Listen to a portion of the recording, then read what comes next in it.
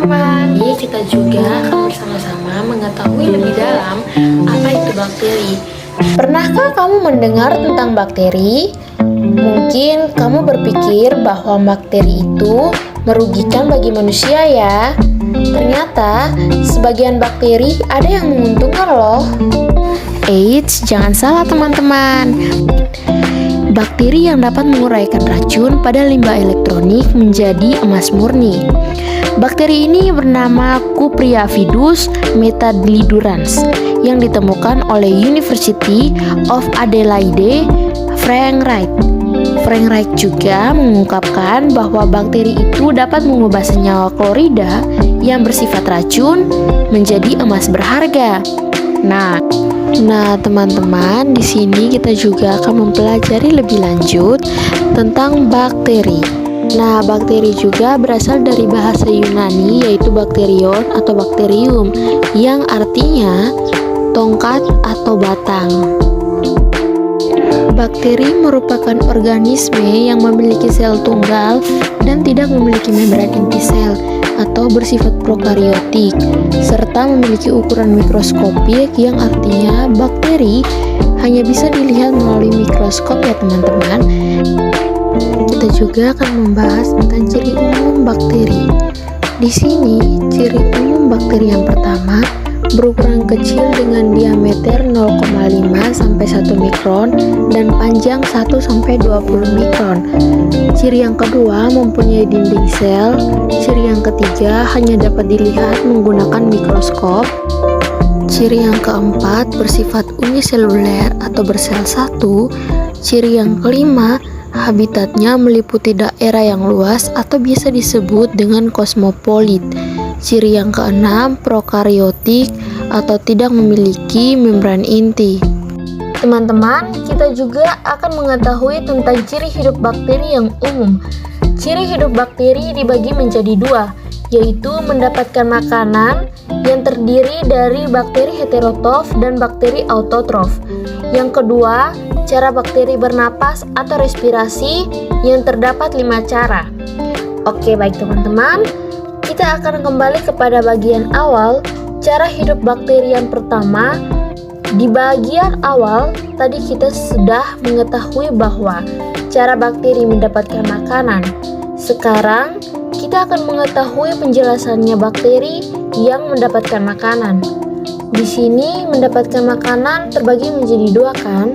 Bakteri heterotrof dapat dijelaskan secara rinci bahwa bakteri heterotrof ialah bakteri yang mendapatkan makanan dari organisme lain dan juga sebagian bakteri yang tidak mempunyai klorofil sehingga tidak dapat memproduksi makanan sendiri.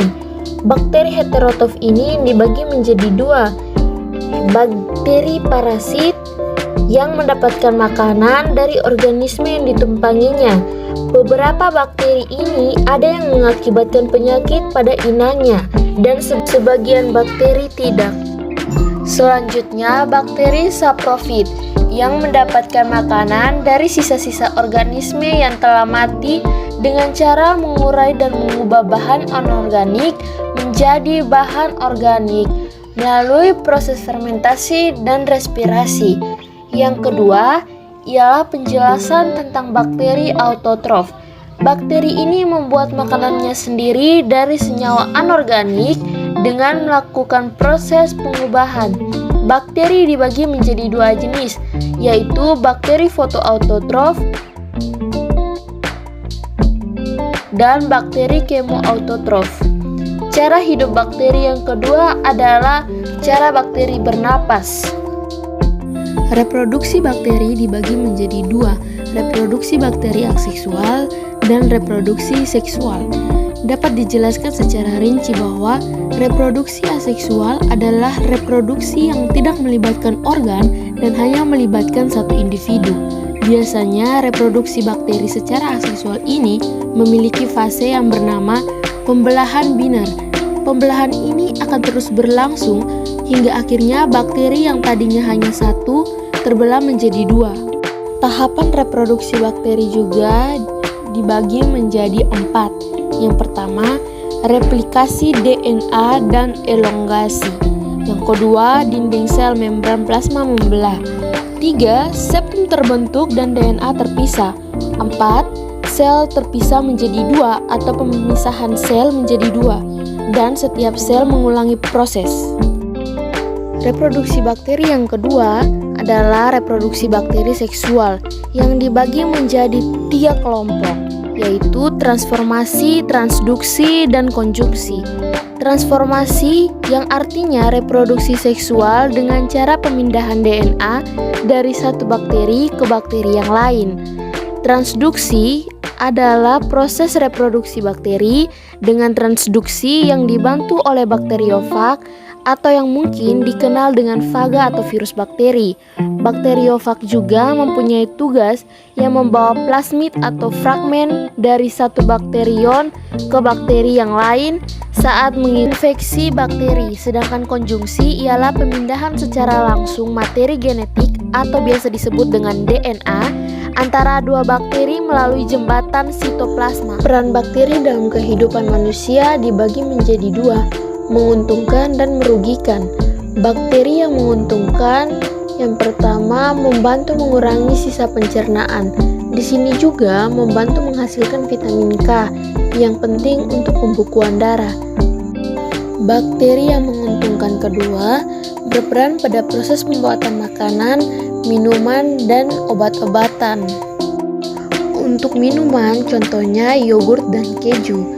Sudah pasti tidak asing lagi ya bahwa yang berperan pada yogurt ialah bakteri Lactobacillus casei, dan yang berperan pada itu adalah bakteri Lactobacillus bulgaricus. Juga ada Streptococcus lactis. Ternyata selain yogurt, Yakult juga mempunyai bakteri Lactobacillus casei. Sedangkan makanan, kita menggunakan 2 macam makanan, yaitu nata de coco dan asam cuka. Bakteri yang berperan pada nata de coco ialah Acetobacter psillinum, dan asam cuka dihasilkan oleh Acetobacter aceti. Sedangkan obat-obatan, di sini saya mempunyai satu contoh saja, seperti bakteri Bacillus subtilis menghasilkan antibiotik bacitracin yang digunakan untuk pengobatan infeksi oleh gram positif. Ternyata selain menguntungkan, bakteri juga ada yang merugikan. Di sini bakteri yang merugikan itu dapat menimbulkan penyakit, dan penyakit-penyakit yang menerimanya ialah manusia, hewan ternak, tanah, feses hewan,